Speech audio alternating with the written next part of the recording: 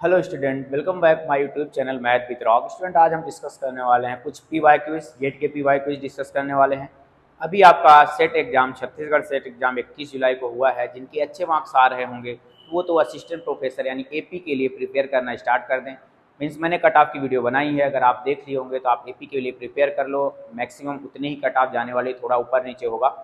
और सबसे पहले मैं माफ़ी मांगना चाहता हूं क्योंकि मैंने दावा पत्ती पे हमारे पास बहुत सारे स्टूडेंट ने मैसेज किया था कि आप सर वीडियो बना दीजिए, कौन से क्वेश्चंस पे करना है, कौन से क्वेश्चन को नहीं करना है। मैं थोड़ा सा अपने कुछ क्लासेस में और कुछ बाहर चले जाने की वजह से बिजी था, तो इस वजह से वीडियो प्रॉपर वे में नहीं बना पाया। कुछ स्टूडेंट को मैं पहले पर्सनली बताया है कि आप इस क्वेश्चन पे दावा पत्ती कर सकते हो, बट वीडियो नहीं बना पाया। बट कोई बात नहीं है, अगर आपके मार्क्स कम आ रहे हो तो आपको कुछ डरने की कोई ज़रूरत नहीं है, आप टेंशन मत लीजिए। आप नेक्स्ट दिसंबर में बोल रहे हैं, दिसंबर में हो सकता है सेट का एग्जाम हो, सीजी सेट का भी एग्जाम हो दिसंबर में, तो उसके लिए आप प्रिपेयर करिए। गेट के पीवाई की क्वेश्चन बनाइए, लगा सॉल्व किए उसको, और थ्योरी बुक्स पढ़िए। अगर आप एमपी सेट के लिए भी प्रिपेयर कर रहे हैं, अगर एमपी सेट का आपने फॉर्म भरा है तो 15 दिसंबर को एमपी सेट का एग्जाम होने वाला है, उसके लिए भी आपको एक क्वेश्चन काफ़ी हेल्पफुल करने वाले हैं। तो मैं क्या करूँगा, अभी जो वीडियो बनाऊंगा उसमें गेट के पीवाई क्विज रहने वाले हैं एंड नेट के पीवाई क्विज रहने वाले हैं। सारे क्वेश्चंस को मैं एक साथ वीडियो में डिस्कस करूंगा, विथ कॉन्सेप्ट के साथ डिस्कस करूंगा। जैसे आप लोगों ने हमारे सीजी सेट के जो मैं अपने पीवाई बनाया था उसमें आप लोगों ने काफ़ी अच्छे कमेंट किए हैं। काफ़ी अच्छा लगता है कि आप लोग हमारे वीडियो को देख रहे हैं, और बहुत सारे स्टूडेंट ने मैसेज किया सर आपके वीडियो को देख के हमारे बहुत अच्छे मार्क्स आ रहे हैं मैथ्स में। तो आप कंटिन्यूअस देखते रहिए, और ऐसे ही लगातार देखते रहेंगे तो मैं भी खुश रहूँगा और आप भी खुश रहोगे। कंटिन्यू मैं वीडियो बनाते रहूँगा और आप भी कंटिन्यूअस देखते रहिए। तो चलो बिना टाइम वेस्ट किए हम स्टार्ट करते हैं। तो हमारे कुछ क्वेश्चंस हैं अप्रॉक्स, आई थिंक मैं इसलिए गेट के क्वेश्चंस पीवाई क्यू करवा रहा हूँ क्योंकि मैंने अभी देखा 21 जुलाई को का एग्जाम जो हुआ सीजी सेट का, और एमपी सेट का भी जो एग्जाम हुआ था अभी पिछले अगस्त में, हाँ 27 अगस्त को हुआ था 2023 में, जिसमें मैं अपीयर हुआ था और मेरा क्वालिफाई हुआ था। तो पर्सनल एक्सपीरियंस के साथ बता रहा हूँ कि पीवाई क्यूज जो होते हैं ना गेट वगैरह के, ये जो एमपी सेट हो गया, सीजी सेट्स हो गए, इनमें डायरेक्ट गेट और नेट के क्वेश्चंस, नेट के पार्ट भी और गेट के, इन क्वेश्चंस को क्या किया जाता है, डायरेक्ट पुटअप कर दिया जाता है। कोई भी ना तो ऑप्शन में चेंज किया जाता है और ना ही क्वेश्चंस पे कोई चेंज किया जाता है। एज इट इज क्वेश्चंस आ जाते हैं। तो आप इन क्वेश्चंस को प्रैक्टिस करेंगे तो आपका कॉन्सेप्ट भी एकदम फर्निश होते जाएगा और नॉलेज भी बढ़ते चले जाएगा। तो आपके पास जैसे फर्स्ट क्वेश्चन है, फर्स्ट क्वेश्चन अगर आप देखोगे तो बोल रहा है the nullity of the matrix. ये आपके पास मैट्रिक्स है 3x3, इसका नलिटी दिया गया है कि नलिटी इसकी 1 है, then find the value of K. बहुत ईजी क्वेश्चंस हैं, इसमें हम रैंक नलिटी थ्योरम से भी जा सकते हैं। अगर किसी भी मैट्रिक्स का डायमेंशन 3 है तो हमें, जैसे फर्स्ट क्वेश्चन को मैं सॉल्व करूंगा, फर्स्ट वाले को, तो आप देखो आपके पास टाइम वहाँ बहुत कम होता है। अगर आपके पास टाइम कम है तो आप क्या करोगे, वहाँ तो आपको जल्दी सॉल्व करना है तो कोई प्रॉब्लम नहीं। यहाँ आप क्या करो कि डिटेल में सॉल्व करो।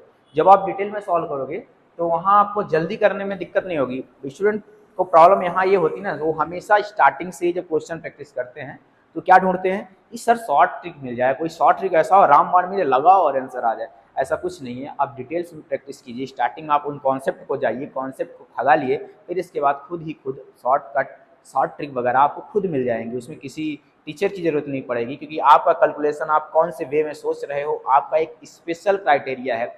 आप कैसे उसको रीथिंक कर रहे हो, क्वेश्चंस को कैसे आप टैकल कर रहे हो, ऑप्शन से जा रहे हो या फिर क्वेश्चन से जा रहे हो, वो सारे चीज़ें डिपेंड करता है। तो आप पहले एक प्रॉपर वे में पढ़िए, और फिर इसके बाद दूसरा चीज़ मैं वीडियो लेके आऊँगा कैसे आपको स्टडी करना है, तो उसके लिए भी मैं नेक्स्ट पार्ट में डिस्कस करूँगा। मतलब अगले वाले वीडियो में एक अलग सेपरेट वीडियो लेके आऊँगा कि कौन सी बुक्स को पढ़ना है और कैसे प्रिपेयर करना है, जो अब आपके बचे हुए 2-3 महीने हैं, या एमपी सेट के लिए या फिर सीजी सेट के लिए, आप किसी भी सेट के लिए तैयारी कर रहे हो। बट अभी हमारे सामने है 15 दिसंबर का एमपी सेट, और सीजी सेट होगा तो दिसंबर वाला सीजी सेट ऐसा बोला जा रहा है कि होगा, तो होगा तो उसके लिए भी प्रिपेयर कर रहे हैं। तो सबसे पहले बोल रहा है कि इसका नलिटी जो दिया है 1 दिया हुआ है, तो मीन्स अगर नलिटी 1 है, मान लो ये मैट्रिक्स ए है तो नलिटी 1 दिया हुआ है ए मैट्रिक्स का, इस मीन्स तो डायमेंशन इसका 3 है, तो रैंक ए कितना आ जाएगा, रैंक 2 आ जाएगा। तो हमें पता है जब कोई भी मैट्रिक्स फुल रैंक मैट्रिक्स नहीं होती। जैसे मान लो आपके पास A N cross N matrix है, अगर इसकी रैंक जो है एन से छोटी आती है, ध्यान से देखना, ए अगर एन क्रॉस एन की मैट्रिक्स अगर रैंक एन से छोटी है तो ऑब्वियस है इसका डिटर्मिनेंट क्या होगा, 0 होगा। तो सेम चीज है, इसमें भी रैंक कितना है, 2 है। तो रैंक 2 है, जिसका मतलब 3 से छोटा है ना, क्योंकि मैट्रिक्स हमारी कितनी है, 3x3 है। फर्स्ट क्वेश्चन देखोगे तो मैट्रिक्स हमारी 3x3 है, इसकी डायमेंशन V की डायमेंशन जो है वो 3 है, तो इसकी रैंक 2 है। इसका मतलब रैंक 2 है, तो दिस इंप्लाइज डिटर्मिनेंट ऑफ ए क्या होने वाला है, 0 होने वाला है। जब डिटर्मिनेंट जो है 0 होने वाला है तो इस मैट्रिक्स का डिटर्मिनेंट इजीली निकाल सकते हो, इसमें कोई प्रॉब्लम नहीं होगी। जैसे मैं इस मैट्रिक्स का डिटर्मिनेंट निकालूंगा तो के आएगा, मैं डायरेक्ट निकाल रहा हूँ, तो आप देखना -4 + 2 -4 + 2 डिटर्मिनेंट निकाला जा रहा है। फिर क्या होता है, प्लस के बाद माइनस आता है, तो इस वाले को आप क्या करोगे, ऐसे करो 4 एक मिनट सर, हाँ ठीक है, तो 4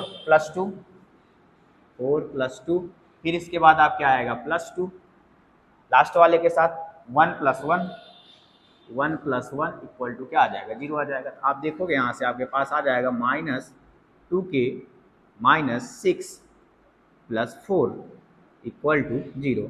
यहाँ से आ जाएगा -2k -2 इक्वल टू 0, तो -2k इक्वल टू 2, यहाँ से k इक्वल टू क्या आ जाएगा -1, तो k equal to -1 option A में है। इसका मतलब है ऑप्शन ए आपका क्या हो जाएगा, करेक्ट हो जाएगा। तो ऑप्शन ए को आप क्या करोगे, टिक करके बाकी सारे को डिस्कार्ड कर देना। अब तो ये हो गया एक तरीका। दूसरा तरीका, अगर आपको ऑप्शन से जाना है तो आप पहले तो 0 पुट करके देख लो, यहाँ 0 पुट करोगे, इसका डिटरमिनेंट 0 आ रहा है कि नहीं आ रहा है। अगर डिटरमिनेंट 0 आ गया तो इसका मतलब है हो सकता है इसकी k की वैल्यू 0 हो जाए। फिर ऐसे 1 ऐसे 2 पुट करके आप इनको देख सकते हो। अगर आप ऐसा नहीं कर रहे तो ये इजी वे है, आप इससे जाओगे तो आपने ऑप्शंस में 4 बार चेक करने की जरूरत नहीं पड़ेगी, आपको एक बार में ही क्या हो जाएगा, करेक्ट ऑप्शन मिल जाएगा। तो ये ऑप्शन नंबर आपका फर्स्ट था, आप इसको देख लिया होगा। अब हम क्या करते हैं, सेकेंड को देखते हैं। सेकेंड क्वेश्चन को आप एक बार रीड आउट करो। अगर रीड आउट करोगे तो आपके पास कुछ चीजें आएंगी। क्या चीजें आएंगी, कि हमारे पास गिवन है if 3x3 if A 3x3 real symmetric matrix. अब आपको यहीं से समझ में आ गया होगा कि अगर आपको रियल सिमेट्रिक मैट्रिक्स के बारे में नहीं पता है तो आप क्वेश्चंस को थोड़ा सा मिस कर जाओगे। ठीक, सॉरी एक मिनट, क्वेश्चन में रियल स्क्यू सिमेट्रिक मैट्रिक्स है, रियल स्क्यू सिमेट्रिक मैट्रिक्स है। तो आपके पास दो मैट्रिक्स होती है, सिमेट्रिक होती है। तो देखो, अगर आपको नहीं पता तो मैं बता दे रहा हूँ, सिमेट्रिक मैट्रिक्स ऑलरेडी ये तो पता ही होता है, अगर आप बीएससी किए हो तो पता है। सिमेट्रिक मैट्रिक्स में ए का ट्रांसपोज ए के इक्वल होता है, और स्क्यू सिमेट्रिक मैट्रिक्स में ए का ट्रांसपोज -a के इक्वल होता है। तो हमें क्या बोला गया है, ए हमारी जो कोई मैट्रिक्स है वो 3x3 real skew symmetric matrix है। इसका जो एक आइगन वैल्यू दिया गया है वो 2i दिया हुआ है, one eigen value is 2i, then one of the remaining eigen value is, इसके जो बचे हुए आइगन वैल्यू, 3x3 की मैट्रिक्स है, तो अगर 3x3 का मैट्रिक्स है तो इसके पास 3 आइगन वैल्यू होंगी, यानी लेमडा जो होगा, कैरेक्टरिस्टिक रूट्स जो होंगे इनके 3 होंगे, तो 3 रूट्स होंगे, एक दिया हुआ है, इसके जो बचे हुए 2 रूट्स हैं उनको देखना है। ऑप्शन तो एक ही करेक्ट होगा, मतलब एक ही रूट्स होगा। अगर आप रियल स्क्यू सिमेट्रिक मैट्रिक्स के बारे में कुछ थ्योरी जानते होंगे, इस ऑप्शन को कर लिए होंगे, मेरे बताने से पहले ही आपको ऑप्शन करेक्ट आ गया होगा। बट अगर आपको थ्योरी इसके बारे में नहीं पता है तो आप थोड़ा सा इसमें प्रॉब्लम हो सकती है आपको, बट कोई नहीं, मैं इस क्वेश्चन को आपको बता रहा हूँ। आप स्क्यू सिमेट्रिक मैट्रिक्स में जब जानते हैं, मैं ऊपर का रफ कर दे रहा हूँ,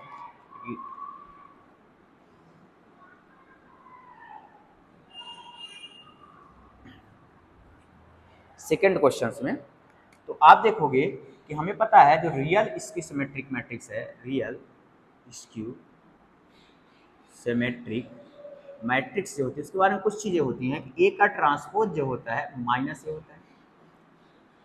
ठीक है, दूसरा इंपॉर्टेंट चीज है, इंपॉर्टेंट चीज कि real skew symmetric matrix, odd order की जो स्क्यू सिमेट्रिक मैट्रिक्स होती है ना, odd order of skew symmetric matrix, सबसे इंपॉर्टेंट चीज है ये आपका। अगर देखा जाए, जो ऑड ऑर्डर की स्क्यू सिमेट्रिक मैट्रिक्स है उसका डिटरमिनेंट क्या होता है, 0 होता है। आप इसको निकाल भी सकते हो, प्रूफ भी कर सकते हो। प्रूफ करना होगा तो यहीं से आप देख लेना, बोथ साइड डिटरमिनेंट लेना।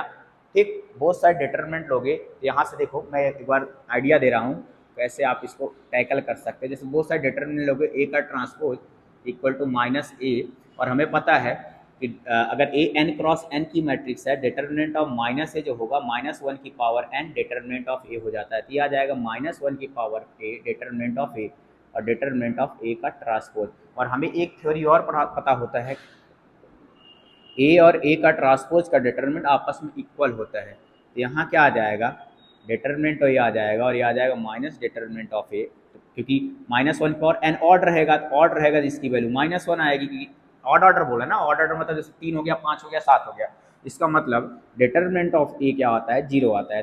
तो पहली चीज़ तो मैट्रिक्स का जो है डिटर्मिनेंट 0 आएगा। तो सबसे इंपॉर्टेंट चीज़, अगर डिटर्मिनेंट 0 आ गया, दिस इंप्लाइज ए के पास 0 इज एन आइगन वैल्यू, 0 इसकी एक आइगन वैल्यू बन जाएगी। एक 2i दिया हुआ है, इसका मतलब ये सारे ऑप्शन रॉन्ग है, 0 इसकी आइगन वैल्यू बन गई, इसका डिटरमिनेंट क्या आएगा, 0 आएगा। बट और दूसरी चीज, ये तो इंपॉर्टेंट चीज है ही, दूसरा तो आपको जानते हो जो कॉम्प्लेक्स आइगन वैल्यू आती हैं हमेशा किस में आती हैं, अगर इन पेयर, अगर 2i आइगन वैल्यू है ए की, तो -2i भी क्या होगी, आइगन वैल्यू होगी। इसका मतलब जो ए मैट्रिक्स है उसके आइगन वैल्यू क्या है, 0 आएगी, 2i दिया है और -2i, ये इसके क्या आएंगे, आइगन वैल्यू आएंगे। बट आप देख रहे हो कि -2i तो -1/2i दिया हुआ है, 1/2i दिया हुआ है, 0 है तो 0 ऑप्शन क्या हो जाएगा, इसका करेक्ट हो जाएगा। इस तरीके से आप इस क्वेश्चन को टैकल कर सकते हो। ये हमारे थे कुछ कॉन्सेप्ट, और आप इसमें से ये भी देख सकते हो कि रियल इसके सिमेट्रिक मैट्रिक्स के जो आइगन वैल्यू होती हैं या फिर वो प्योरली इमेजिनरी होती हैं या जीरो भी होती हैं। ध्यान यहाँ से एक चीज़ और भी आप नोट कर सकते हो कि रियल स्क्विज सिमेट्रिक मैट्रिक्स की जो आइगन वैल्यू होती हैं, एक पॉइंट और है, आप इसको नोट करते जाओ रफ वगैरह में, जो भी आपके पास जो चीज़ें हैं, जो चीज़ें मेरे को याद आती जाएंगी तो मैं उनको बताता जाऊंगा आपको। इंपॉर्टेंट चीज़ें, real eigen value of real skew symmetric matrix are 0 और प्योरली इमेजिनरी, या प्योरली इमेजिनरी होंगे या 0 होंगे, तो मतलब 1 का तो पॉसिबिलिटी एकदम से हट गया, 0 होगा, या प्योरली इमेजिनरी होंगे, तो ये भी चीज़ें आपके पास एक कॉन्सेप्ट आता है। तो 0 होगा तो 0 पॉसिबिलिटी थी, 0 पॉसिबिलिटी है, 0 ऑप्शन करेक्ट है। ठीक, अब इसके बाद हम थर्ड क्वेश्चन में आते हैं। जो आपका थर्ड क्वेश्चन है उसमें सबसे पहले चीज़ तो आपको क्या करना है, लीनियर ट्रांसफॉर्मेशन दिया है, फिर आर्थोनॉर्मल बेसिस फाइंड आउट करना है, रेंज ऑफ टी का, जो टी का रेंज आएगा उसका क्या निकालना है, आर्थोनॉर्मल बेसिस को फाइंड आउट करना है। तो आपको पहले तो टी का रेंज निकालना पड़ेगा, देन आर्थोनॉर्मल बेसिस को फाइंड आउट करना है। ठीक है, तो मैं फिर से इसको रफ करता हूँ, थर्ड क्वेश्चन में आते हैं हम लोग। ठीक, रफ कर दूँ क्वेश्चन को, ठीक है, क्योंकि इसमें हमारा थोड़ा सा टाइम टेकन होगा, क्योंकि इसमें आपको आर्थोगोनलाइजेशन प्रोसेस का यूज करना है। ग्राम स्मिथ आर्थोगोनलाइजेशन प्रोसेस मीन्स होती क्या है, सबसे पहले उसको देखो। बोला कि आर्थोनॉर्मल बेसिस, सबसे पहली चीज तो आपको ये, इसके पहले तो टी का एक मैट्रिक्स बनाओ। तो जो हमारा थर्ड का टी का मैट्रिक्स पहले बना लेते हैं, सोल्यूशन करते हैं। कैसे भी बना लो मैट्रिक्स आप, स्टैंडर्ड बेसिस के साथ। स्टैंडर्ड बेसिस क्या होती है, क्योंकि R3 से R3 है, स्टैंडर्ड बेसिस मान लो B है, 1 0 0 0 1 0 और 0 0 1, इसके रिस्पेक्ट में हम क्या करते हैं, मैट्रिक्स एक बना लेते हैं। मैं डायरेक्ट बना रहा हूँ, तो एक मैट्रिक्स जो आएगी टी वो आएगी, यहीं से बना दे रहा हूँ, क्योंकि जब स्टैंडर्ड बेसिस में होती है तो एक्स वाई जेड है, तो ऐसे लिख लो एक्स वाई जेड, जमा दो इसको, यहाँ एक्स आएगा, यहाँ वाई की वैल्यू कितनी है, फर्स्ट वाले का एक्स प्लस वाई है, यहाँ 1 और यहाँ 0, दूसरे वाले में यहाँ 1 आएगा और यहाँ 1 आएगा और यहाँ 0 आएगा, तीसरे वाले में यहाँ -1 आएगा, यहाँ 0 और यहाँ 1 आएगा। तो ये हमारे पास क्या आ जाएगी, मैट्रिक्स आएगी 3 क्रॉस 3। अब सबसे इंपॉर्टेंट चीज़ है आर्थोनॉर्मल बेसिस क्या होती है। आर्थोनॉर्मल बेसिस जो होते हैं, आर्थोगोनल एंड आर्थोनॉर्मल बेसिस। तो आर्थोनॉर्मल बेसिस जो होती हैं वो क्या होती है, मैं शॉर्ट बता रहा हूँ। अगर तो आपके पास U1 U2 डैश UN एक बेसिस है, अगर UI का UJ के साथ आप इनर प्रोडक्ट निकालते हो, 1 आ जाए, I इक्वल टू J के लिए, और UI एंड UJ का इनर प्रोडक्ट आ जाएगा 0, I is not equal to J के लिए। मीन्स कहने का मतलब ये हुआ कि, और यहाँ जो इनर प्रोडक्ट लिया जा रहा है यूक्लिडियन स्पेस में लिया जा रहा है, मतलब यूजुअल इनर प्रोडक्ट स्पेस लिया जा रहा है, मतलब सीधा डॉट प्रोडक्ट, सिंपल सा लॉजिक, डॉट प्रोडक्ट। कहने का मतलब ये हो गया, अगर सेम के साथ मल्टीप्लाई कर दो, सेम मैट्रिक्स का सेम, जैसे U1 का U1 के साथ ही मल्टीप्लाई कर दो तो 1 आ जाए, एंड अगर u1 का u2 के साथ अदर के साथ डिफरेंट के साथ मल्टीप्लाई कर दो तो 0 आ जाए। तो अगर इस कंडीशंस को दिया हुआ सेट या अगर सेटिस्फाई करता है, पहली तो बेसिस होना मतलब लीनियरली इंडिपेंडेंट, तो ये सेट लीनियरली इंडिपेंडेंट होना चाहिए पहली चीज। फिर ये दी हुई कंडीशन को क्या करना चाहिए, फुलफिल करना चाहिए, तो क्या हो जाएगा, आर्थोनॉर्मल बेसिस हो जाएगा। और सिर्फ इस कंडीशन को अगर फुलफिल करता है तो वो आर्थोगोनल होता है, मतलब ये वाली कंडीशन। अब क्या बोल रहा है कि रेंज ऑफ टी का, पहले तो आपको रेंज ऑफ टी का बेसिस निकालना पड़ेगा। जो मैट्रिक्स टी है इसकी बेसिस क्या आएंगी, मतलब रेंज ऑफ टी की बेसिस क्या आएंगी, मतलब इस मैट्रिक्स में कितने लीनियरली इंडिपेंडेंट वेक्टर्स हैं और कौन कौन से वेक्टर हैं जो इसके लीनियरली इंडिपेंडेंट है। तो सबसे पहले तो मैं इसकी बेसिस को फाइंड आउट करता हूँ। तो मैं क्या करता हूँ, जो टी दिया है उसको लिखता हूँ 1 1 1 0 0 1 1 -1 0 1। तो इसमें क्या करता हूँ मैं, देखते हैं कौन कौन सा एलाई वेक्टर्स आते हैं।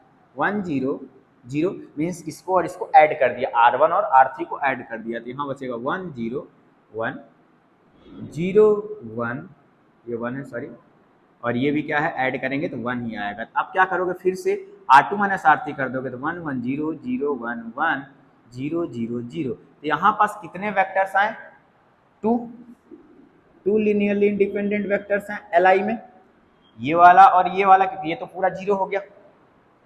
इसका मतलब है basis of range of T क्या आया, basis of range of T equal to आ गया अपने पास, फर्स्ट वाला क्या है 1 1 0 0 1 और 1, ये रेंज टी की बेसिस आ गई। अब ये जो रेंज टी की बेसिस आई है, इससे हमें अब क्या करना है, ऑर्थोगोन ग्राम स्मिथ ऑर्थोगोनलाइजेशन प्रोसेस से, कौन सी बोला जाता है, इसके क्वेश्चन गेट में बहुत आते हैं। ग्राम स्मिथ ऑर्थोगोनलाइजेशन प्रोसेस, ये होती क्या है एक्चुअली ये होता है, अगर आपके पास कोई भी एक वेक्टर दिया हुआ है, ठीक, उन वेक्टर्स को मैं क्या बना सकता हूँ, ऑर्थोनॉर्मल बेसिस बनाया जा सकता है, और उस प्रोसेस को ही बोला जाता है ऑर्थोगोनलाइजेशन प्रोसेस। तो उसका एक मेथड है, पर्टिकुलर मेथड है। इनर प्रोडक्ट आपके पास अगर कोई बुक्स होगी उसमें आप देखोगे उनमें फार्मूला दिया गया है, बहुत अच्छे क्वेश्चंस हैं इसके, और इसके क्वेश्चंस मैक्सिमम आ रहे हैं। सेट में तो फिलहाल नहीं आया था अब की बार, और एमपी सेट में भी आई थिंक नहीं आया था, बट चांस है आने के, ठीक। अब यहाँ से देखोगे, सबसे पहले चीज मैंने बेसिस निकाला, रेंज ऑफ टी में कौन कौन से एलिमेंट आए, मतलब रैंक इसकी कितनी आई, रैंक तो आई, तो रेंज टी की बेसिस कितनी हो गई, 2 लीनियर, और बाकी एक वेक्टर क्या चला गया, नलिटी में चले गया, नल स्पेस में। तो बेसिस ऑफ रेंज टी हमारे पास ये आ गया। अब क्या करते हैं, अब देखते हैं हम, पहले तो देखना प्रोसेस क्या होता है। जो वेक्टर दिए जाएंगे, पहले वाले वेक्टर को मैंने u1 नाम दिया, u1 इक्वल टू अपने पास क्या है 1 1 एंड 0, ठीक। अब हम निकाल रहे हैं W1, तो W1 इक्वल टू होगा U1 ही, पहले वाले को वही आ जाएगा वेक्टर, पहला वाला जो W1 निकालेंगे, तो ये 1 1 एंड 0 आ गया। फिर सेकेंड वेक्टर जो W2 होगा, उसका फार्मूला देखना आप, क्या होगा, U2, ये वाला वेक्टर U2 होगा, minus inner product of U2 का किसके साथ, पिछले वाले के साथ, ये W1 के साथ, upon inner product of W1 और यहाँ भी क्या आ जाएगा W1। अब बोलोगे सर ये तो दूसरे के लिए अगर आपको एक वेक्टर और दिया होता, तीसरा वेक्टर, तब क्या करते, मैं इसको थोड़ा रफ कर रहा हूँ, तब के लिए जो फार्मूला होता, मैं फार्मूला ही लिख रहा हूँ फिलहाल, क्वेश्चन फिर करता हूँ। अगर मान लो आपके पास एक वेक्टर यहाँ पास और होता, उस वेक्टर का नाम मान लो U3 होता, तो W3 निकालना पड़ता, तो W3 इक्वल टू क्या होगा, U3 minus inner product of U3, पीछे का जो वेक्टर निकाला है उनके पास, उनके साथ इनर प्रोडक्ट U3 W1 मतलब ये वाला, फिर नीचे में भी क्या आ जाएगा W1, फिर यहाँ भी क्या रहेगा W1, फिर माइनस U3, अब किसके साथ, W2 के साथ इनर प्रोडक्ट, फिर नीचे में क्या आ जाएगा W2 और यहाँ भी क्या आ जाएगा W2। ऐसे ही आपके पास अगर मान लो W4 होता है, W4 के लिए निकालते, W5 होता है, W5 के लिए निकालते, बट हमारे पास सिर्फ यहाँ 2 वेक्टर हैं, तो सिर्फ हमें यहाँ तक जाना है। तो अब देखो फिर जो वेक्टर आएंगे, जैसे आपके पास W1 W2 निकल गया, क्योंकि ऑर्थोनॉर्मल बेसिस निकालना है, तो W1 जब निकल जाएगा तो ऊपर W1 लिखना और उसका W1 का नॉर्म लेना, ये ऑर्थोनॉर्मल बेसिस मान लो Γ1 आ जाएगा, फिर Γ2 क्या आ जाएगा, मान लो यहाँ W2 लिखना, यहाँ W2 का नॉर्म लिखना, तो ये आपके पास ये वेक्टर्स, इन्हीं को यही Γ1 Γ12 को निकालना है पहले हमको। इसके लिए हमें W1 पहले निकालना पड़ेगा, फिर W1 का नॉर्म निकालना पड़ेगा, ठीक। फिर W1 तो मैंने फाइंड आउट कर लिया पहले के लिए, W1 का नॉर्म निकालेंगे, फिर गामा 2 निकालेंगे, यानी W2 निकाल रहे हैं, W2 निकाल लेंगे, फिर उसका नॉर्म निकालेंगे। तो यही कंडीशन है ऑर्थोनॉर्मल बेसिस फाइंड आउट करने के लिए किसी भी गिवन बेसिस से। क्योंकि यहाँ देखोगे आप, अब बोलोगे सर यही तो नहीं है ऑर्थोनॉर्मल, तो ऐसा कोई ऑप्शन भी नहीं है, बट यहाँ से आप चेक भी कर सकते हो। अगर सेम सेम के साथ मल्टीप्लाई करो, डिफरेंट डिफरेंट के साथ मल्टीप्लाई करो, इनका बेसिस तो है, ये दोनों एलआई है, बट ये ऑर्थोनॉर्मल नहीं है। क्यों नहीं है? क्योंकि 1 का 0 के साथ मल्टीप्लाई करोगे 0 आएगा, 1 का 1 के साथ कर दोगे 1 आएगा। हमने बोला था डिफरेंट डिफरेंट के साथ क्या होना चाहिए? 0 है, बट ये तो नहीं है। तो पहले तो हम W2 निकाल लेते हैं। तो W2 इक्वल टू आएगा U2 अपने पास कितना है? 0 1 1 minus inner product of U2 अपने पास 0 1 1 और W1 क्या है? 1 1 and 0 upon inner product W1 means 1 1 0 का 1 1 0 के साथ और फिर यहाँ 1 1 0। तो यहाँ से आएगा 0 1 1, ऊपर मल्टीप्लाई करोगे 0 का उसके साथ 0 हो जाएगा तो 1 आएगा, ऊपर में माइनस रहेगा, नीचे 1 का 1 के साथ मल्टीप्लाई 1 1 का 1 के साथ मल्टीप्लाई 2 तो 1 2 आ जाएगा, 1 1 0, मतलब यूजुअल डॉट प्रोडक्ट है, सिंपल ध्यान रखना इसमें। तो 0 1 1 माइनस 1/2 1/2 0, तो यहाँ से आ जाएगा, पहले माइनस करेंगे 0 माइनस 1/2 तो 1/2, ये भी 1/2 और ये क्या आ जाएगा? 1 आ जाएगा। तो ये अपने पास आ गया W2। ठीक, अब मैं बेसिस हटा रहा हूँ। जब ये W2 आ जाएगा तो यहाँ से आप क्या करना, अब इनका नॉर्म ले लो। तो W1 का जब नॉर्म निकालोगे, W1 का नॉर्म होता है इनर प्रोडक्ट ऑफ W1 और इसका क्या होता है? रूट होता है, ध्यान रखना। ठीक, तो इनर प्रोडक्ट ऑफ W1 निकालोगे तो ये 1 का 1 के साथ इनर प्रोडक्ट लोगे, 1 1 0 1 1 0, इन दोनों का इनर प्रोडक्ट ब्रैकेट 1 1 जा 1, तो ये क्या आएगा? √2। ठीक, सिमिलरली W2 का नॉर्म निकालना जाएंगे हम, तो W2 का नॉर्म मैं डायरेक्ट अब कर रहा हूँ। तो 1/2 का इनर माइनस 1/2 के साथ करेंगे तो 1/4 प्लस 1/4 प्लस 1, एलसीएम लिया जाएगा तो ये आ जाएगा हमारे पास 4 एलसीएम और ऊपर में 6, तो ये आ जाएगा √6/2। ये W2 का नॉर्म आ गया। अब मैंने क्या बोला था? W1 का नॉर्म W2 का नॉर्म निकल गया। अब मैंने बोला था कि जो इसका ऑर्थोनॉर्मल बेसिस आएगा तो गामा1 इक्वल टू आएगा W1/W1 का नॉर्म। ठीक, तो W1 अपने पास कितना है यहाँ? एक मिनट, W1 क्या था?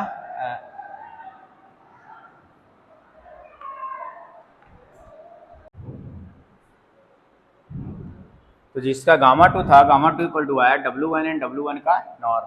W1 अपने पास जो था वेक्टर्स, ये वाला वेक्टर्स को W1 हमने बोला था 0 1 1, है ना?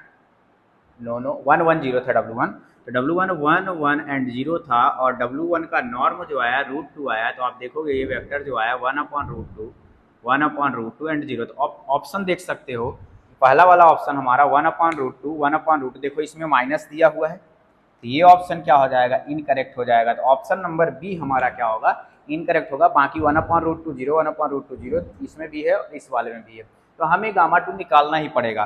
तो गामा2 जब हम निकालेंगे तो गामा2 इक्वल टू जो होगा वो होगा W2 upon norm of W2। तो W2 की जो वैल्यू होगी हमारे पास 0 नो W2 की वैल्यु है half and 1 divided by W2 का नाम है √6/2। तो ऊपर जब जाएगा तो ये 2 से 2 कट जाएगा, तो ये आ जाएगा -1/√6 एंड 2/√6। आप देखोगे फर्स्ट वाले माइनस किसी में नहीं है, रूट वाले में। देखो ऐसा नहीं है ऑप्शन रॉन्ग है, तो ये वाला ऑप्शन रॉन्ग हो जाएगा क्योंकि नीचे में √6 आ रहा है। ये वाला भी ऑप्शन रॉन्ग हो जाएगा क्योंकि नीचे में √6 आ रहा है। तो इसका मतलब है ऑप्शन सी इसका क्या होगा? करेक्ट होगा। बट आप देखोगे फर्स्ट वाला प्लस है, क्या करो इसका माइनस, क्या करो माइनस मल्टीप्लाई करवा दो, ये क्या बन जाएगा 1/√6 -1/√6 और -2/√6। तो इसका ऑप्शन नंबर क्या हो जाएगा? सी करेक्ट हो जाएगा। बाकी सारे ऑप्शंस क्या हो जाएंगे? इनकरेक्ट हो जाएंगे। इस तरीके से आप क्वेश्चंस क्या कर सकते हो? डिस्कस कर सकते हो, मतलब सॉल्व कर सकते हो। तो हमारे स्टार्टिंग के 3 क्वेश्चंस थे, अभी और क्वेश्चंस हम डिस्कस करेंगे, पूरे डिटेल में डिस्कस कर रहा हूँ। हाँ, अगर आपसे क्वेश्चन हो रहे हैं, आपको कैलकुलेशन आ रहा है, चीज़ें आ रही हैं, तो आप जल्दी जल्दी क्वेश्चंस को देख के अपने से सॉल्व करके आगे बढ़ सकते हो, कोई दिक्कत नहीं है। तो आपके पास जो फोर्थ क्वेश्चन है वह T of P301 to P201 is defined by T P X P double dash X plus P dash X then the matrix representation of T with respect to basis 1x x square x cube and 1x x square of P301 to P201। P3 से P2 के बीच में एक matrix define है। P3 मतलब 3 degree का polynomial और P2 मतलब 2 degree का पॉलिनोमियल। 3 से 2 डिग्री के पॉलिनोमियल पे आपके पास एक मैट्रिक्स, एक पॉलिनोमियल है P X P double dash plus P dash x, उसका मैट्रिक्स रिप्रेजेंटेशन कौन सा होगा, इसको आपको निकालना है। तो जब हम क्वेश्चन नंबर 4 को सॉल्व करेंगे तो आपका देखोगे लीनियर ट्रांसफॉर्मेशन से एक क्वेश्चन हर साल हर बार आता ही आता है। तो लीनियर ट्रांसफॉर्मेशन को आप करो अच्छे से, क्वेश्चंस को जितने अच्छे से हो सके उतने अच्छे से। तो आप देखोगे जो P3 है हमारा 3 डिग्री के पॉलिनोमियल का बेसिस होता है 1x x standard basis x cube, और जो P2 वाले का 2 डिग्री वाला होगा 1x एंड x स्क्वायर होगा। तो आप देख रहे हो इधर 3 और इधर 4, मतलब जो मैट्रिक्स का ऑर्डर होगा वो 3 क्रॉस 4 होगा, 3 क्रॉस 4 की मैट्रिक्स होगी। देखो यहाँ से देखोगे कितने क्रॉस का 4 क्रॉस 3 का मैट्रिक्स है, ये ऑप्शन इनकरेक्ट हो जाएगा। ये हमारा 3 क्रॉस 4, ये भी 3 क्रॉस 4, ये भी 4 क्रॉस 3। अब आपका बी एंड सी में से कोई एक ऑप्शन करेक्ट होगा। स्टैंडर्ड बेसिस में आप देखोगे सबसे पहले P3 से P2 है, कहाँ से कहाँ है, टी ऑफ P3 से P2 है लीनियर ट्रांसफॉर्मेशन। तो जैसे मान लो टी ऑफ 1 लूंगा तो टी पी एक्स अपना कितना दिया हुआ है, T P of X equal to है अपने पास P double dash of X plus P dash of X. तो टी ऑफ 1 अगर लेंगे हम तो 1 का डबल डैश 0 होता है, 1 का डैश क्या होता है 0 होगा, तो ये आ जाएगा हमारे पास 0 0 0। तो आप देखोगे 0 0 0 आया, क्योंकि इसके लीनियर कॉम्बिनेशन लिखना है तो क्या लिखेंगे हम 0 into 1 plus 0 into x plus 0 into x square. तो 0 0 0 फर्स्ट वाले में कौन से में आ रहा है, इसमें 0 0 नहीं है, ये ऑप्शन इनकरेक्ट। तो ऑप्शन नंबर क्या आएगा इसका, बी करेक्ट आएगा। पहला कॉलम हमारा क्या है 0 0 0। ऐसे सिमिलरली आप किसका ले लो, टी ऑफ एक्स, इसका लो, टी ऑफ एक्स निकालोगे तो एक्स का डबल डिफ्रेंशिएशन करोगे 0 आएगा, एक्स का सिंगल डिफ्रेंशिएशन 1, 0 प्लस 1 1 आएगा। इसका लीनियर कॉम्बिनेशन लिखोगे 0 इंटू 0 नहीं 1 into 1, 1 into 1 plus 0 into x plus 0 into x square. तो अगली वाले क्या आएगा इसका कोऑर्डिनेट 1 0 0। तो दूसरा वाला कॉलम क्या आएगा 1 0 0। तो सिमिलर वे में ऑप्शन क्या आ जाएगा, बी करेक्ट होगा। तो आप इस ऐसे एक्स स्क्वायर का यहाँ से निकाल सकते हो, एक्स क्यूब का निकाल सकते हो, इसी तरीके से आप क्या कर सकते हो निकाल सकते हो। तो इसका क्या आएगा ऑप्शन बी करेक्ट आएगा। तो फोर्थ का क्या आएगा, फोर्थ का ऑप्शन बी हमारा क्या होगा, वो क्या होगा करेक्ट होगा। तो फोर्थ का ऑप्शन बी करेक्ट है। इसके बाद आता है आपका फिफ्थ नंबर का क्वेश्चन। फिफ्थ वाले में बोला हुआ है, एक मिनट, फिफ्थ में आते हैं। फिर 10 क्वेश्चन लगभग इसमें हम डिस्कस करेंगे, फिर नेक्स्ट पार्ट में हम डिस्कस करने वाले हैं बाकी क्वेश्चंस। ठीक, तो फिफ्थ वाले में हमारा कौन सा क्वेश्चन है, ये वाला, the distinct eigen value of the matrix. हमारे पास एक मैट्रिक्स है फिफ्थ, मान लेते हैं एक मैट्रिक्स है 1 1 0 एंड 1 1 0 0 0 0। ये हमारे पास एक मैट्रिक्स दिया हुआ है, इसके हमें डिस्टिंक्ट आइगन वैल्यू निकालना है, डिस्टिंक्ट आइगन वैल्यूज। तो आप देखोगे ये ब्लॉक मैट्रिक्स टाइप दिख रहा है, ये ऐसे एक 0 आइगन वैल्यू हो गया, 0 is eigen value, 2 eigen value और निकालनी है। जब 2 आइगन वैल्यू और निकालनी है तो वो वाली मैट्रिक्स उठा लो, ये वाली, क्योंकि ब्लॉक मैट्रिक्स में जब कहते हैं तो ब्लॉक का आइगन वैल्यू आप निकाल लो। जैसे ये ब्लॉक बना तो इसकी आइगन वैल्यू अलग और इसके आइगन वैल्यू 0 आ गया। तो 2 क्रॉस 2 के ब्लॉक में देखोगे तो ये मैट्रिक्स आ रही है 1 1 एंड 1। तो ये मैट्रिक्स हमारी क्या है, सारे अगर इंट्रीज 1 है ना, किसी भी मैट्रिक्स अगर सारे इंट्रीज 1 है तो उसकी आइगन वैल्यू जो आती है ट्रेस आएगा, ट्रेस ऑफ ए, मान लो ये जो भी मैट्रिक्स है ट्रेस एंड 0 0 कितने टाइम्स आएगा n-1 टाइम्स क्या आने वाला है 0 आने वाला। ध्यान रखना, अगर मान लो आपके पास एक मैट्रिक्स है 1 1 1 3 क्रॉस 3 की 1 1 1 1 1 1, ये है मान लो, इसकी जो आइगन वैल्यू आएगी 1 आएगी एंड 0 आएगा, 1 नहीं, ट्रेस कितना आएगा 1, ये ट्रेस क्या होता है सम ऑफ डायगोनल एलिमेंट, 1 1 2 और 3, तो 3 आएगा। और फिर क्या आएंगे इसके 0 एंड 0, 2 बार क्या आएंगे 0 एंड 0 आएंगे, 3 और 0 0 इसके क्या आ जाएंगे आइगन वैल्यूज आ जाएंगे। तो सिमिलरली इसमें भी क्या आने वाला है हमारा, एक आइगन वैल्यू 0 आने वाला है और n-1 टाइम 0 आने वाला, और एक क्या है ट्रेस इसका क्या होगा 2। तो आइगन वैल्यू इस मैट्रिक्स के आइगन वैल्यू क्या आएंगी 0 0 एंड 2। तो 0,0,2 इसकी आइगन वैल्यू क्या बोला था, डिस्टिंग मतलब ये दोनों तो सेम हो गया ना 0 0, तो 0 एंड 2 क्या होंगे, distinct eigen value. 0 and 2 option number D में करेक्ट है, बाकी सारे क्या हो जाएंगे, इनकरेक्ट हो जाएंगे। तो ये आपका क्वेश्चन नंबर 5 हो गया। सिमिलर वे में आप क्या कर सकते हो, क्वेश्चन नंबर 6 को देख लो, पढ़ो आप। मिनिमल पॉलिनोमियल के बारे में बात कर रहे हैं। सबसे पहले अगर मिनिमल की बात कर रहा है तो हमें पता है कि मिनिमल पॉलिनोमियल जो होता है वो कैरेक्टरिस्टिक पॉलिनोमियल क्या करता है, डिवाइड करता है। तो सबसे पहले इस मैट्रिक्स का कैरेक्टरिस्टिक पॉलिनोमियल निकालो। तो गिवन जो मैट्रिक्स है हमारे पास, गिवन मैट्रिक्स है 3, फिर से वही है ना जो मैट्रिक्स अभी देखे थे हम लोग, 0 0 0 6 6 है।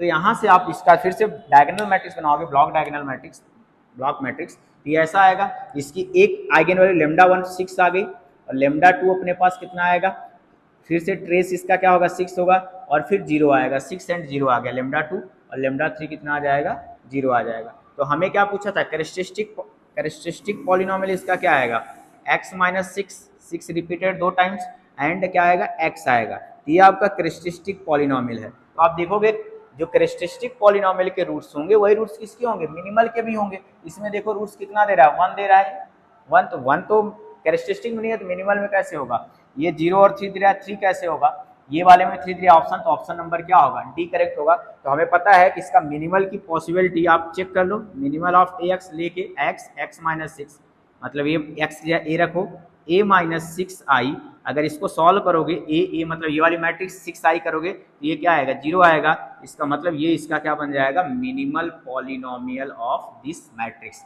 तो इसका मिनिमल पॉलिनोमियल ये आएगा। इस तरीके से 6 नंबर क्वेश्चन हुआ। नेक्स्ट जो आगे डिस्कस करेंगे हम 7, 8, 9 और 10, 10 क्वेश्चन इस पार्ट में डिस्कस करने वाला हूँ। बाकी क्वेश्चंस को देखेंगे फिर नेक्स्ट पार्ट में। तो आप कंटिन्यूअस क्वेश्चंस को बनाते रहिए, ठीक। अगर आपसे हो जा रहे हैं कोई क्वेश्चन तो आप वीडियो क्या बढ़ा के नेक्स्ट वाले पे जा सकते हो, ठीक, ये अगर आप देख रहे हो। एक मिनट, चलो नेक्स्ट क्वेश्चन देखते हैं।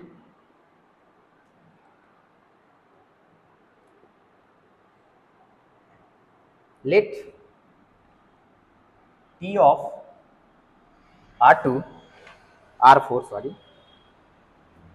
T of R4 to R4 be defined by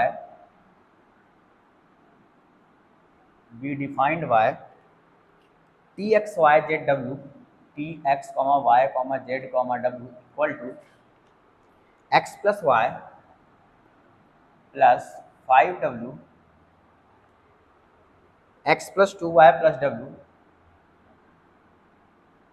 x plus 2y plus w minus z plus 2w, और लास्ट वाला जो हमारा है 5x plus Y, 5x plus Y plus 2z the dimension of eigen space of T, the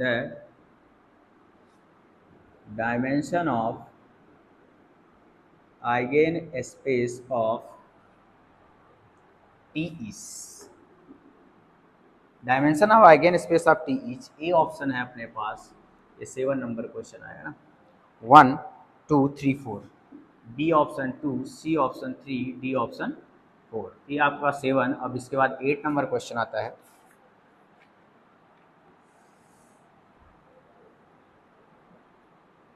let the linear transformation, let the linear transformation, फिर से linear transformation का question है, T of F2 to F3 be defined by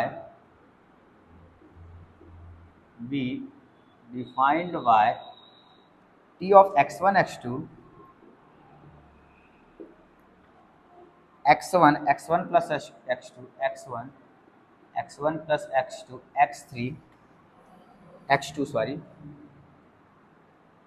then the nullity of T is, then the nullity of T is A 0, B 1, C 2, D 3, ये आपका 8 number. 9 number का question है आपका, if A equal to if a equal to 110 110 001 001 010 010 then a की पावर 50 is then a की पावर 50 is first option option number A 150 50 000 000 001 B option 148 48 000 001 C option एक मिनट ठीक है सही है सी ऑप्शन 125 125 25 011 011 सॉरी 0 0 0 और 1 और डी ऑप्शन है इसका इसी का डी ऑप्शन है 124 124 24 एंड 010 001 ये आपके चार ऑप्शन है। इसके बाद नेक्स्ट क्वेश्चन है आपका question number 10 let P be a 2x2 matrix complex matrix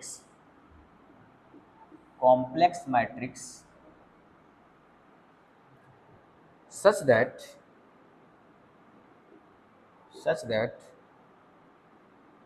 trace of P equal to 1 and determinant of P equal to -6 then trace of P की पावर 4 माइनस P की power 3 is ठीक ये NAT question है। तो अब एक एक करके हम सॉल्व करते हैं। 10 क्वेश्चन हो गए आज इस वीडियो में हो जाएंगे। तो देखो सबसे पहले तो ये 10 वाले को हम निपटा लेते हैं। बहुत आसान क्वेश्चन है, NAT का क्वेश्चन है। आपके पास ट्रेस दिया हुआ है मैट्रिक्स का और डिटरमिनेंट दिया हुआ है। जब ट्रेस और डिटरमिनेंट दिया जाता है तो हमें पता है कि ट्रेस होता है सम ऑफ आइगन वैल्यू, डिटरमिनेंट होता है प्रोडक्ट ऑफ आइगन वैल्यू। तो हमारे पास 2x2 की मैट्रिक्स दिया है, ट्रेस ऑफ P हमारे पास 1 है, तो λ1 प्लस λ2 कितना दिया हुआ है 1, determinant of P equal to given है -6, λ1 एंड λ2 इक्वल टू दिया है -6। आप इन दोनों को सॉल्व करोगे आपके पास एक मैट्रिक्स आएगी, सॉरी λ1 λ2 वैल्यू आएगी। या फिर आप क्या करो कैरेक्टरिस्टिक पॉलिनोमियल ऑफ P बना लो, तो एक्स स्क्वायर माइनस ट्रेस क्या है 1x plus determinant X square minus X equal to 0। यहाँ से इसका फैक्टराइज करोगे तो X square minus 2x plus 2x minus 3x minus 6 equal to 0। Characteristic polynomial निकाल रहे हैं, यहाँ से x वैल्यू निकालेंगे, x प्लस 2 माइनस 3 कॉमन ले लो, x प्लस 2 बराबर 0, तो x की वैल्यू आ जाएगी 3 एंड -2, मतलब एक रूट्स हमारे पास λ1 आ जाएगा 3, λ2 क्या आ जाएगा -2। ये हमारे पास रूट्स आए, कैरेक्टरिस्टिक आइगन वैल्यूज आ गई P की। तो P की आइगन वैल्यू हमारे पास 2 आ गई, ठीक है। तो 2 हमारे पास P की आइगन वैल्यू आ गई। अब हमें क्या निकालना, ट्रेस ऑफ P की पावर 4 माइनस P की पावर 3। तो पहले P की पावर 4 का आइगन वैल्यू निकालते हैं, ठीक। P की पावर 4, तो P की पावर 4 का जो मैट्रिक्स आएगी उसका जो आएगा λ1 की पावर 4 होगा और λ2 की पावर भी 4 होगा। P की पावर 3 निकालेंगे, क्या आएगा आइगन वैल्यू P की पावर 3 मैट्रिक्स क्या आएगी λ1 की पावर 3 और λ2 की पावर क्या आएगा 3 आएगा। तो P की पावर 4 निकालेंगे, 3 की पावर 4 आएगा माइनस, पहले इसके लिए निकाल लेते हैं और फिर λ2 के लिए 3 की पावर 4 और फिर 3 की पावर 3। इसका आंसर आएगा हमारा 3 का 4 बार मल्टीप्लाई, 3 3 का 9 81, तो 81 माइनस 27 कितना आएगा, 11 में 4 गया 7 और आपके पास बचेगा 7 × 2 54 आ गया। ऐसे ही आप क्या करो λ2 के लिए निकालो, λ2 के लिए निकालोगे तो -2 की पावर 4 माइनस -2 की पावर 3 -2 पावर 4 करोगे तो 2 जा 4 2 जा -2 का 4 टाइम्स, 2 2 जा 4 2 जा 8 2 जा 16, तो 16 प्लस 8 कितना आ जाएगा 24। तो जब दोनों को प्लस करोगे, ट्रेस मतलब क्या होता है सम, प्लस करोगे तो ट्रेस ऑफ P की पावर 4 माइनस P की पावर 3 करेंगे क्या है 54 प्लस 24, तो 4 4 8 78, इसका आंसर कितना आएगा 78। 8 आएगा, इसका 78 आंसर आ जाएगा। तो मैंने क्या किया, तो जो हमारे पास ट्रेस दिया हुआ था उससे आइगन वैल्यू निकाल लिया, डिटरमिनेंट दिया हुआ था, दोनों को सॉल्व करके फिर इसके बाद हमने क्या किया, यहाँ से p की पावर 4 का आइगन वैल्यूज निकाल लिया। ये दोनों आइगन वैल्यूज p की पावर 4 है। ट्रेस क्या होता है, सम ऑफ आइगन वैल्यूज। ये मान लो p की पावर 4 के आइगन वैल्यूज को मान लो अल्फा 1, इसका नाम क्या है अल्फा 2, दोनों को जोड़ दिया तो ट्रेस निकल गया उसका अल्फा 1 प्लस अल्फा 2। ठीक, तो ये आपका 10 नंबर का क्वेश्चन था। ऐसे ही आप आ जाओ क्वेश्चन नंबर 7 में। तो मैं 10 वाले को अभी माइनस कर दे रहा हूँ, सॉरी रफ कर दे रहा हूँ।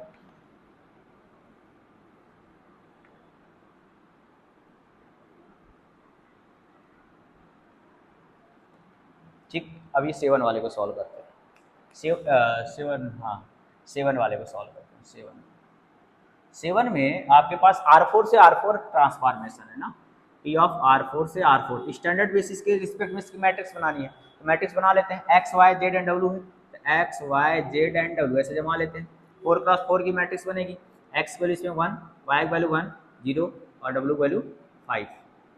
ठीक, फिर क्या आएगा, X value 1, Y value 2, W value 1, Z की वैल्यू 0, जेड की वैल्यू -1, डब्ल्यू वैल्यू 2, ये 0 ये 0। फिर हमारे पास 5 5 और वाई वैल्यू 1, जेड की वैल्यू 2 और इसकी वैल्यू डब्ल्यू वैल्यू 0। ये हमारे पास एक मैट्रिक्स निकल गया, ये टी मान लो एक मैट्रिक्स निकल गया। ये कितने क्रॉस कितने के, 4x4। बोला dimension of the eigen space, dimension of eigen space बोल रहा है। तो आप इसका जब आइगन स्पेस का डायमेंशन निकालने जाओगे बड़ा टफ होगा। तो आप यहाँ देख रहे हो ये हमारी मैट्रिक्स क्या है, T is real symmetric matrix है, सिमेट्रिक मैट्रिक्स। और हमें पता होता है रियल सिमेट्रिक मैट्रिक्स क्या होती है, रियल सिमेट्रिक मैट्रिक्स क्या होती है, डायगोनलाइजेबल होती हैं। ये रिजल्ट है, ये डायगोनलाइजेबल ओवर आर। ठीक, तो डायगोनलाइजेबल है, जब मैट्रिक्स डायगोनलाइजेबल है तो उसकी आइगन स्पेस की डायमेंशन कितनी होगी, this implies full rank matrix होगी। डायमेंशन ऑफ, तो इसके पास कितने एलाई वेक्टर होंगे, this implies 4 linearly independent vectors होने वाले हैं। डायगोनलाइजेबल है तो इसके पास 4 लीनियरली इंडिपेंडेंट वेक्टर होंगे, क्योंकि 4 लीनियरली इंडिपेंडेंट वेक्टर इसका डायगोनलाइजेबल है।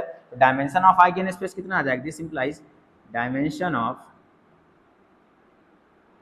आइगन स्पेस इक्वल टू कितना हो जाएगा, 4। तो ऑप्शन नंबर इसका क्या हो जाएगा, डी करेक्ट हो जाएगा। बाकी सारे ऑप्शन क्या हो जाएंगे, इनकरेक्ट हो जाएंगे। तो आप इस पर डायमेंशन निकालने गए ना, तो कहाँ से निकाले आप, डायगोनलाइजेबिलिटी से। अगर मैट्रिक्स कोई डायगोनलाइजेबल है, एक मिनट, हाँ अगर कोई मैट्रिक्स हमारी एक डायगोनलाइजेबल मैट्रिक्स है तो रियल सिमेट्रिक मैट्रिक्स तो डायगोनलाइजेबल होगी। और अगर मैट्रिक्स डायगोनलाइजेबल है तो उसके पास जितने क्रॉस जितने की मैट्रिक्स होगी उतने लीनियरली इंडिपेंडेंट क्या होने वाले हैं, आइगन वेक्टर्स होने वाले हैं। ठीक ठीक, तो डायमेंशन ऑफ आइगन स्पेस इसका कितना आ गया, 4 आ गया। ये ऑप्शन नंबर 7। अब 8 में आते हैं। 8 वाले में आपका नलिटी की बात कर रहा है, तो मैट्रिक्स की नलिटी कितनी होगी, मतलब नल स्पेस की बात कर रहा है। तो इसके दो तरीके हैं। क्या दिया हुआ है, आप एक चाहो तो मैट्रिक्स बना लो, T of F2 to F3 दिया हुआ है। जो मैट्रिक्स इसकी आएगी टी वो 3x2 आएगी, ये 3 और ये 2, 3x2 की आएगी। तो यहाँ देख रहे हो दो वेक्टर दो ही हैं, तो इसका रैंक निकालो, मैट्रिक्स बना लो पहले। टी ऑफ x1 x2 अपने पास दिया हुआ है, x1 plus x2 and x2। तो टी ऑफ x1 x2 किसके बराबर, नलिटी अगर निकालोगे तो एक मेथड है, अगर नलिटी निकाल रहे हो तो टी ऑफ x1 x2 बराबर क्या होना, 0। तो x1 प्लस x2 बराबर क्या हो जाएगा, 0। यहाँ से x1 बराबर 0 आएगा, x2 बराबर 0 आएगा। तो इसको सॉल्व करोगे तो x1 x2 क्या हो गया, 0 हो गया, क्योंकि नल स्पेस में x1 x2 बिलोंग कर रहे थे। तो नलिटी इसकी क्या आ जाएगी, 0। एक मेथड ये हो गया, नलिटी में सिर्फ 0 0 है। दूसरा क्या करो, इसका मैट्रिक्स बना लो। मैट्रिक्स बनाओगे तो 1 0 x1 x2 आ गया, फिर 1 1 फिर 0 1। तो इसमें क्या करो, देखो यहाँ से रैंक निकालो, 1 0 0, इससे इसको क्या कर रहे हैं माइनस, 0 -1 और ये 1। तो फिर से क्या करो, R3 में से R3 जोड़ दो इन दोनों को, 1 0 0 0 -1 0 0 0। इसकी रैंक कितनी आई, जो भी मैट्रिक्स है रैंक 2 आई। और यहाँ डायमेंशन इसका कितना है, 2। रैंक प्लस नलिटी बराबर कितना होना चाहिए, 2 होना चाहिए। रैंक 2 आया तो नलिटी बराबर कितना आएगा, 2। तो नलिटी उधर ले जाओगे तो माइनस है, तो नलिटी बराबर क्या आ जाएगा, 2 - 2। तो नलिटी ऑफ ए कितना आ गया, 0। इसकी नल स्पेस भी कितना आएगी, 0 आएगी। तो 8th वाले का इस तरीके से हम टैकल करेंगे। नेक्स्ट आता है हमारा 9th वाला क्वेश्चन। 9th में a की पावर 50 निकालना है, बहुत ईजी है, 12th बेस का क्वेश्चन है मान लो। तो इसमें आप ए स्क्वायर निकाल लो। फिर इसके बाद पैटर्न देखो कौन सा पैटर्न है और कौन सा ऑप्शन मैच हो रहा है इससे। पहले तो ए स्क्वायर निकालेंगे, ए स्क्वायर निकालने के बाद फिर आगे हम बढ़ेंगे। तो ए अपने पास दिया हुआ है, ए है अपने पास 1 1 0 0 0 1 0 1 0, ये ए है। तो ए स्क्वायर निकालेंगे तो क्या आएगा, ए इंटू ए 1 1 0 0 0 1 0 1 0। यहाँ भी क्या आएगा 1 1 0 0 0 1 0 1 0। ठीक, तो क्या आएगा first row first column, first row first column कितना आएगा 1, first row second column 0, first row third column 0। ठीक, second row first column 1, second row second column 1, second row third column करोगे तो ये 0 आ जाएगा। से थर्ड रो 0 G1 0 है, 0 0 0 है। Third row first column 1, third row second column 0, third row third column 1। तो आप देख रहे हो जब ए स्क्वायर निकाला गया तो यहाँ 1 1 1, तो डायगोनल में 1 1 ही आ रहा है। तो ए स्क्वायर इंटू ए स्क्वायर निकालो, ए की पावर 4 मतलब। देखते हैं पैटर्न क्या फॉलो होता है। 1 1 1 0 1 0 0 0 1, तो यहाँ भी क्या आ जाएगा 1 1 1 0 1 0 0 0 1। तो यहाँ से और ठीक है, इसके और मेथड है। जैसे देखो ऑप्शन डिस्कार्ड करने के लिए जो इसके आइगन वैल्यू होंगे ए के 1 0 0 होंगे, 1 0 0। तो आइगन वैल्यू ऑफ ए की पावर 50 कितना होगा, 1 की पावर 50, 0 पावर 50, क्योंकि डायगोनल मैट्रिक्स है 0 पावर 50, तो 1 0 0 उसके भी आइगन वैल्यू, इसमें तो 1 1 दे रहा है तो डी ऑप्शन डिस्कार्ड हो जाएगा। नो नो, ये ऑप्शन ऐसा रॉन्ग हो जाएगा, इसी से करते हैं हम, है ना।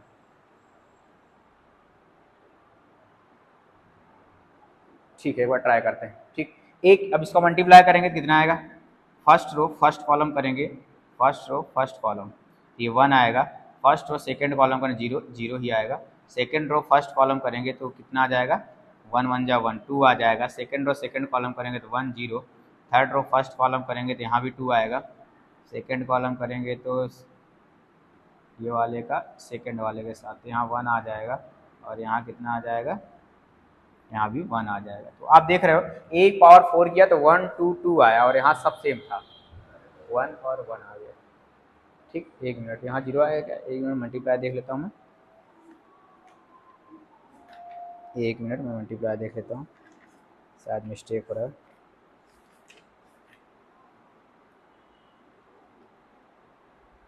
जीरो 1 0 1 2 0 0 1, यहाँ 0 आएगा। ठीक है, तो यहाँ से देख रहे हो ए स्क्वायर में यहाँ 2 2 आया, इसका मतलब अगर मैं ए की पावर 48 निकालने जाऊंगा तो यहाँ क्या आएगा 1, यहाँ 24 और यहाँ 24 आ जाएगा, क्योंकि एक पावर 4 था तो यहाँ 2 2 आ रहा है, और यहाँ 0 1 0 0 0 1 आएगा, एक पावर 48। तो आप देखोगे एक पावर 48 की वैल्यू ये है। अब यहाँ दिया है एक पावर 50 थी ऑप्शन, तो ऐसे ही डिस्कार्ड हो गया ना डी वाला। ठीक, क्योंकि यहाँ से क्या है, ये तो एक पावर 48 की वैल्यू है, सेम सेम है। और देखो ये वाला भी एक पावर 48 की वैल्यू है, यहाँ 1 आना चाहिए, 48 में ही 1 आ रहा है, ये भी ऑप्शन डिस्कार्ड। ये 50 दिया, ये भी ऑप्शन डिस्कार्ड। तो ऑप्शन नंबर क्या आएगा, सी करेक्ट आएगा। अगर आपको और आगे देखना है, एक बार 48 इंटू ए का स्क्वायर कर देना तो एक पावर 50 बन जाएगा। तो आप देखोगे तो ऑप्शन नंबर इसका क्या करेक्ट आएगा, सी ऑप्शन ही क्या आने वाला है, करेक्ट आने वाला है। तो ए की पावर 50 की वैल्यू जो आएगी हमारा ऑप्शन नंबर सी करेक्ट आएगा। इस तरीके से हमने आज 10 क्वेश्चंस डिस्कस किए हैं। नेक्स्ट पार्ट में मैं आगे के कुछ क्वेश्चंस को डिस्कस करूंगा, तब तक आप वीडियो को देखते रहिए। और अगर आपको सीजी सेट या एमपी सेट के पीवाई क्विज देखने हैं तो हमारे प्लेलिस्ट में जाइए, मैंने क्वेश्चंस को डिस्कस किया, सारे पीवाई क्विज को ईयर वाइज डिस्कस किया है, subject wise, linear, real, complex, ODPD के। तो आप कंटिन्यूस उसको जाके देखिए और इसको भी देखिए। मैं ये कंटिन्यूस सीरीज को कोशिश करूंगा, ट्राई करूंगा कि कंटिन्यू करूं। तब तक के लिए thank you so much, happy learning, thank you.